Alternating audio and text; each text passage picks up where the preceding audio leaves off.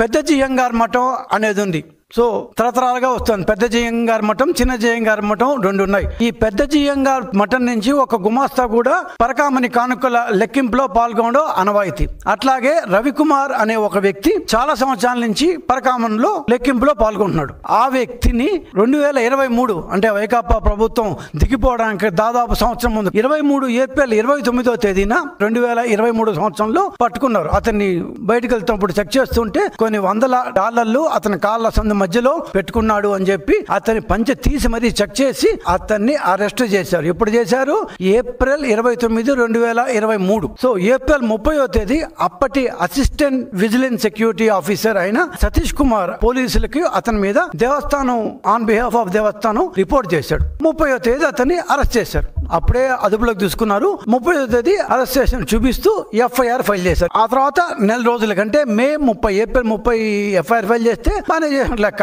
మే నెల 30వ తేదీన charge sheet కూడా దాఖలు చేశాడు కోర్టులో. ఎఫ్ఐఆర్ ఫైల్ చేశాడు. 1 మంత్ కల్లా చార్జ్ షీట్ దాఖలు చేశారు. ఈ ఏప్రిల్ 30, మే 30 మధ్యలో జరగాల్సిందంతా జరిగిపోయింది. ఏం జరిగిందంటే అరెస్ట్ చేసిన 20 రోజులకి ఆ రవికుమార్ అనే నిందితుడిని ఎఫ్ఐఆర్ పెట్టి అరెస్ట్ చేశారు.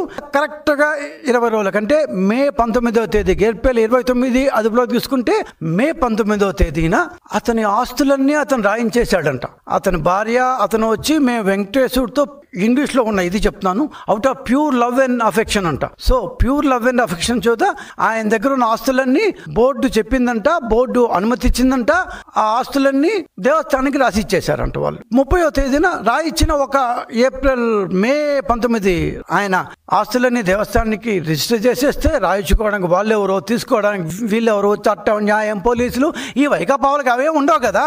మనమే చట్టం మనమే న్యాయం కాబట్టి ఏప్రిల్ 29న అదుపులోకి తీసుకుంటే మే 19న ఆయన దగ్గర ఉన్న ఆస్తులు రాయిచేసుకున్నాము తూచన్నారు. సెప్టెంబర్ 23 అంటే 4 నెలల 23 రోజుల తర్వాత ఎవరైతే AVSO assistant vigilance security officer ఎవరైతే అతన్ని అదుపులోకి తీసుకొని దేవస్థానం తరఫున ఎవరైతే పోలీస్ స్టేషన్ లో రిపోర్ట్ ఇచ్చి ఎఫ్ఐఆర్ ఫైల్ చేసి నెల రోజుల తర్వాత ఛార్జ్ షీట్ దాఖలు చేశారో ఆ సతీష్ కుమార్ అనే వ్యక్తి వెళ్ళి లోక్ అదాలత్ లో ఆ నిందితుడు రవికుమారు, ఈ సతీష్ కుమారు ఇద్దరు కలిసి రాజీ పడిపోయారంట. ఏమంటే వాళ్ళు డబ్బులు ఇచ్చేశారు కదా, 14 కోట్ల పత్రాల ప్రకారం వాల్యూ ఉంది, మార్కెట్ వాల్యూ 100 కోట్లు ఉంది, వీళ్ళకి వీళ్ళే డిసైడ్ చేసేసి అది ఇచ్చేశారు కాబట్టి రాజీ పడిపోయాము అని లోక్ అదాలత్ లో చెప్పారంట.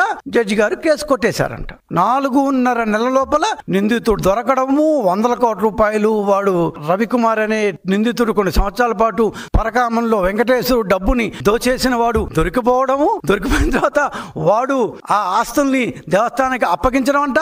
ఈ అప్పగించిన తర్వాత వీళ్ళు మళ్ళీ ఛార్జ్ షీట్ దాఖలు చేయడం అంట. దాఖలు చేసిన తర్వాత రాజీ పడిపోయారంట.